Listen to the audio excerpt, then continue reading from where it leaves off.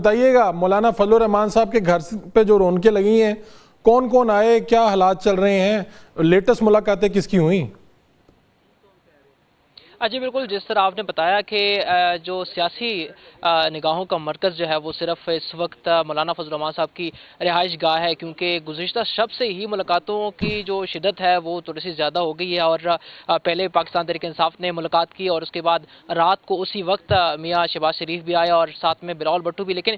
صبح جیسے ہی معاملہ جو ہے وہ ٹھنڈا ہوا اس کے بعد نماز جمعہ کے بعد دوبارہ سے پاکستان تحریک انصاف کا وفد جو ہے وہ ان کے ساتھ ملنے کے لیے آیا، اور اسی دوران تھوڑا سا یہ ہوا کہ جیسے وہ پہنچے تو اس کے بعد ان کی ملاقات جاری تھی مولانا فضل الرحمان صاحب کے ساتھ، لیکن اس کی فوراً بعد جو ہے وہ بلاول بھٹو زرداری کا وفد جو ہے اس کی وفد جس میں شامل تھا وہ بھی ان کے گھر پہنچ گیا، تو اس کے بعد جو ہے معاملہ تھوڑا سا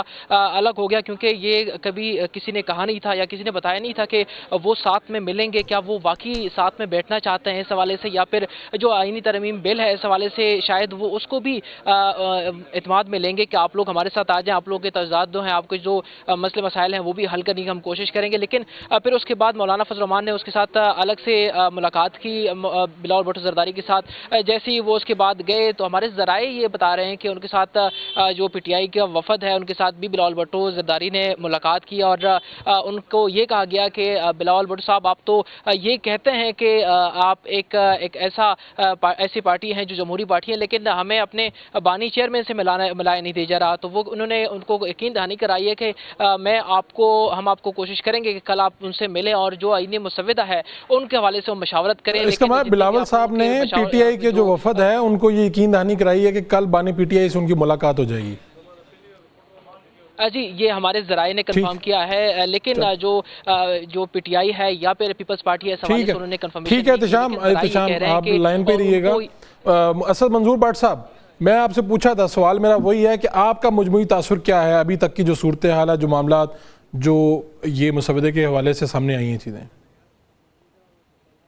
بسم اللہ الرحمن الرحیم۔ سب سے پہلے وڈائی صاحب آپ کا شکریہ کہ آپ نے اہم موضوع پہ میری رائے مانگی ہے۔ سب سے پہلی بات یہ ہے کہ جو آئینی ترمیم کی پہلے شیپ تھی، جو آج سے مہینہ پہلے جو انہوں نے ماحول بنایا تھا، شکر ہے کہ بہت سارے یعنی میڈیا کے دوستوں کی وجہ سے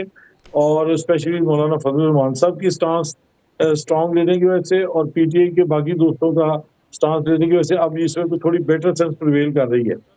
تو جو چیزیں امینڈمنٹ کے حوالے سے تو ہمیں کوئی اعتراض نہیں، امینڈمنٹ پارلیمنٹ کا رائٹ ہے، لیکن امینڈمنٹ کے پیچھے جو بدریتی تھی وہ اگر دور ہو جائے تو ہمیں کوئی اعتراض نہیں، لیکن جو بظاہر ابھی بھی نظر آ رہا ہے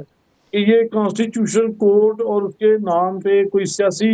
ماحول کریٹ کر کے کوئی ایسا جج لانا چاہ رہے ہیں اور ایسی ٹیم بنانا چاہ رہے ہیں کہ جہاں یہ اپنی مرضی کے فیصلے کرائیں، تو اس وجہ پہ اگر کوئی کانسٹیٹیوشن کورٹ کا کانسیپٹ لائیں گے تو ہم اس کو فلی طور پہ اپوز بھی کریں گے، مذمت بھی کرتے ہیں، اور اس کو ہم چلنے بھی نہیں دیں گے۔ نہیں، اب تو تسلی ہوگی، میخلانی عدالت تو نہیں سامنے آ رہی، اب تو بینچ کی صورت میں کوئی چیز آ رہی ہے۔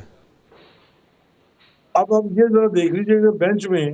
اگر یہ قاضی فائز عیسیٰ صاحب کو 65 سال کی عمر کے سپرینویشن پہ پہنچنے کے بعد بھی لگاتے ہیں تو میں سمجھتا ہوں غلط بات ہے۔ یہ الجہاد ٹرسٹ کیس سپریم کورٹ میں یہ طے ہو چکا ہوا ہے کہ سینئر موسٹ جج لگے گا۔ اچھا، اب یہ لوگ اس کو کنفیوز کرتے ہیں کہ شاید ہم کوئی جسٹس منصور علی شاہ کی ذات کے لیے کہہ رہے ہیں، ایسی بات نہیں ہے۔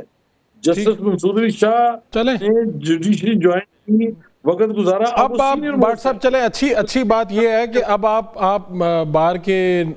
نمائندے کے طور پہ آپ بھی تھوڑا اطمینان میں ہیں، اور یہ بات ابھی آگے بڑھنی ہے، ڈیولپمنٹس کا سلسلہ جاری ہے۔